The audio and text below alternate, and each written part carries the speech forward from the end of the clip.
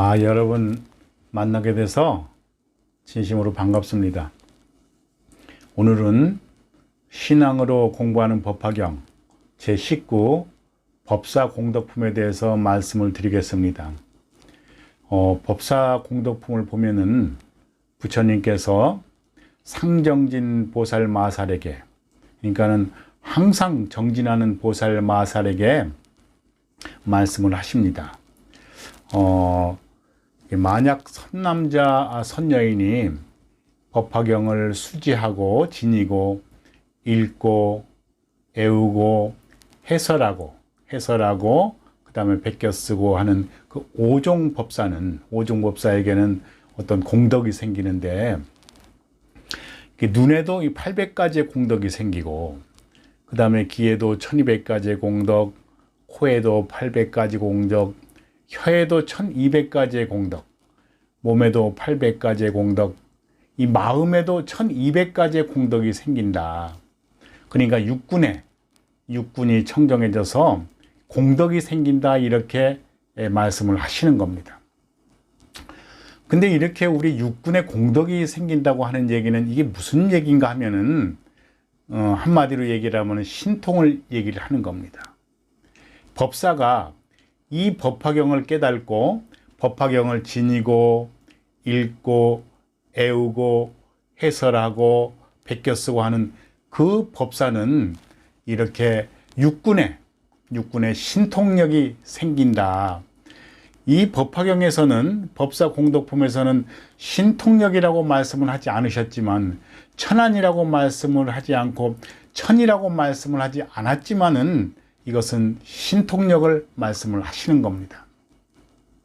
우리가 신통력이라고 하면은 우리가 육군으로 하기 어려운 일들을 해내는 것을 우리가 신통이라고 얘기를 하는데, 여기서 부처님이 말씀하시는 것은 그런 어떤 우리의 깨달은 사람들의, 견성을 하는 사람들이, 오종법사들이 신통력을 보이는 것을 말씀을 하는 겁니다.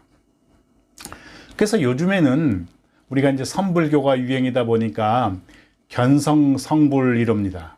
그래서 이제 견성을 하면은 네가 바로 부처이다, 이렇게 얘기를 하는데, 견성이라고 하는 것은 우리의 본질, 나의 본마음, 근본, 본성을 보는 것을 우리가 견성, 이렇게 얘기를 합니다. 그것을 다른 얘기로 하면은 깨달음, 우리 근본을 체험했다, 깨달았다, 봤다, 이렇게 얘기를 하는 겁니다. 그래서 그렇게 본성을 우리가 체험을 하게 되면, 깨달으면은 성불, 네가 바로 부처이다, 우리 선불교에서는 이렇게 얘기를 합니다. 근데 이제 그 얘기는 무슨 얘기냐고 하면은, 우리가 근본의 입장에서 보면은 우리 그 본성의 입장에서 보면은, 본성을 누구나가 다 본성을 체험하게 되면은 이 부처다, 이렇게 얘기를 하지만, 우리 현상적인 차원에서 얘기를 하자고 보면은 우리가 견성을 했다 그래서 모두 부처라고 얘기할 수 없는 것입니다. 이 법화경에서는 이 본성, 근본, 일부성을 체험하고 깨달았다 할지라도 네가 세세생생 아주 오랜 세월 동안 보살도를 해서 네 육군에 있는 그 몸과 마음에 있는 것을 청정하게, 욕심과 번뇌를 모두 내려놔야지 네가 부처가 되는 것이다. 법화경에서는 이렇게 말씀하는 겁니다. 그런데 우리는 요즘 시대에서는 왜 그런지는 모르겠지만은 이 신통력을 가진 사람들, 신통력이 생기면은 그것은 전부 다 마구니로 취급하는 경우가 있습니다. 그래서 신통이 생기면은 절대 안 된다, 신통은 놔버리다, 마구니다, 이렇게 얘기를 하는데, 이 깨달은 사람들이 신통력이 생겼다 그래서 이 신통력에 집착하는 것이 아닙니다. 그래서 이 부처님도 처음에 깨닫고 나서 엄청난 신통력이 생겼는데, 부처님은 깨닫고 나서 이 우주 삼천 대천 세계들 전부 다 이 알아버리는 그런 어떤 신통력이 생겼습니다. 우주 법계를 그 당시에 이렇게 이렇게 말씀을 해 놓으셨는데, 지금의 과학자들이 이 불경을 보고서 너무나 감탄하고 놀라는 그런 일들이 생기고, 부처님께서는 그때 깨닫고 나서 우리 중생들의 과거생의 업력을 다 보시고 그 다음에 우리가 어떻게 될 것까지도 다 봐버리는 그런 어떤 신통력이 생겼던 겁니다. 그런데 우리 대중들은 중하근기의 대중들이 이 본성을 보았다, 내 참마음을 보았다 그래서 이렇게 신통력이 생기는 것이 아닙니다. 그래서 우리가 이 법화경, 법사공덕품에서 부처님께서 말씀하시는 것은 어떤 것을 말씀하시는 거냐 그러면은 이렇게 일불승을 깨닫고 이 법화경을 지니고 읽고 애우고 해설하고 그 다음에 베껴 쓰고 하는 이런 어떤 깨달음에 이 법화경을 깨달음을 가지고서 정말 육군을 청정하게 닦아 나가야 된다 하는 것을 말씀하는 겁니다. 그렇게 육군을 청정하게 닦아 나갈 때 네 육군에 아니 비설신의 육군에 이 번뇌 망상이 사라지고 집착이 사라지고 욕심이 다 사라져서 모든 수법이 다 사라지면은 그때 이 신통력이 생겨난다. 이 오종법사에게는 이런 신통력이 있어야 한다.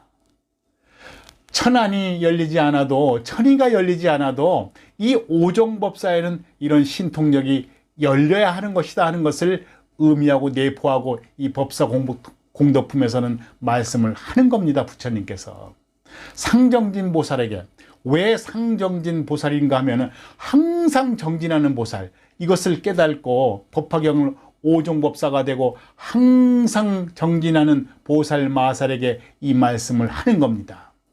이 견성을 하고 그 다음에 너의 육군을 청정하게 해야 했을 때 우리에게는 이런 신통의 힘이, 공덕이 생겨난다.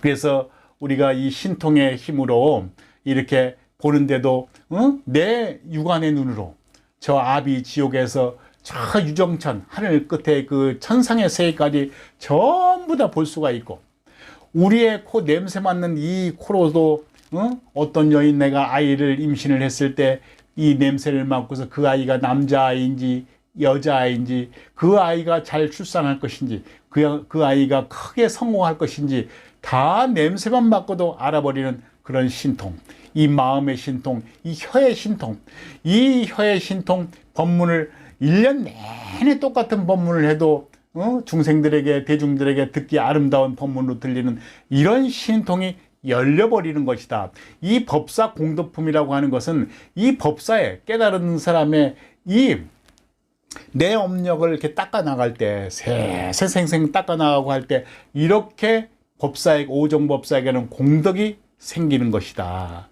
그래서 오종법사, 깨달은 자들은 이렇게 신통의 힘이 생겨야 하는 것이다 하는 것을 부처님께서 말씀하시는 겁니다.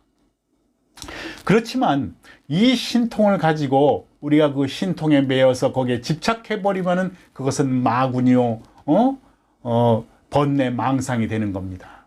우리가 신통이 있다 하더라도 그것을, 신통을 자유자재하게 우리 대중들을 위해서 쓰고 거기에 걸림이 없이 자제한 그런 마음으로 신통을 쓴다고 하면은 전혀 신통에 걸림이 없는 것입니다. 그래서 여러분들께서도 이 우리가 견성을 했을 때 우리가 현상적인 상태를 보면은 정말 상근기, 부처님 같은 상근기, 또 상근기의 도인들은 이렇게 깨달은 동시에 그것이 신통이 생겨나지만은 우리 같은 중하근기의 이 수행자들은 깨달았다 할지라도, 이 하근기의 수행자는 깨달았다 할지라도 내 업습이, 내 몸의 습관, 배인 습관이 일반 대중들하고 사실은 다를 바가 없습니다.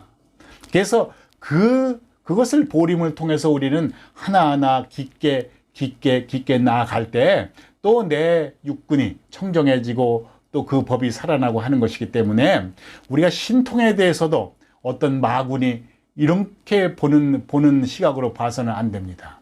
이 우리가 깨달은 자들은, 이 견성한 자들은 반드시 신통이 생겨나야 하는 겁니다. 그래서 여러분들께서도 공부 열심히 하셔서 견성하시고 또 이렇게 신통도 생겨서서 또 이렇게 대중을 위해서 상구보리 화중생 하시기를 진심으로 바랍니다. 그렇게 해서 편안하고 행복한 삶 사시기를 진심으로 발언합니다. 예, 감사합니다.